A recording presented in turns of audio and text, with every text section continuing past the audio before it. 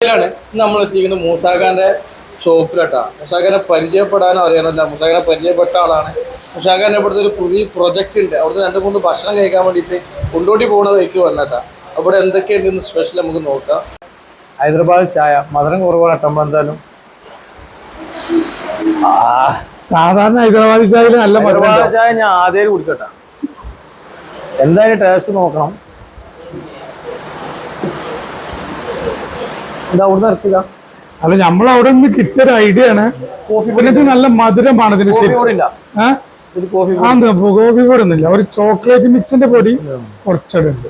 എന്തായാലും ചായനെ പറ്റി പറയുകയാണെങ്കിൽ സർപ്പല് പറ്റും. എന്തായാലും നമ്മൾ കാപ്പി കുടിച്ചിട്ടും മെച്ചുണ്ട്. പക്ഷെ ഉറക്കും കാര്യങ്ങളൊക്കെ പോയി കിട്ടും. എന്തായാലും ഉഷാറാട്ടോ. പിന്നെ ചായപ്പൊടിയാണ് ഇതിൽ ദമ്മുണ്ട്.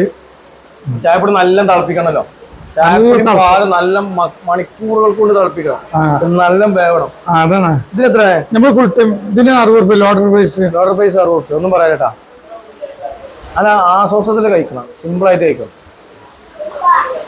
മുസാഖ ഓരോരോ ഐറ്റംസ് കണ്ടുപിടിച്ചാൽ ഒക്കെ സംഭവം എന്താ വെച്ചാൽ 60 രൂപ ഇവിടെ എന്ത് കഴിച്ചാലും.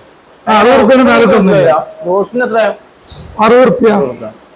ഇതിന് 60 രൂപ. പിന്നെ മറ്റേ 7 പീസിന്റെ ഒരു കോമ്പൗണ്ട് 399 രൂപ. അതിന് 60 രൂപ. ബർഗറിന് 60 രൂപ.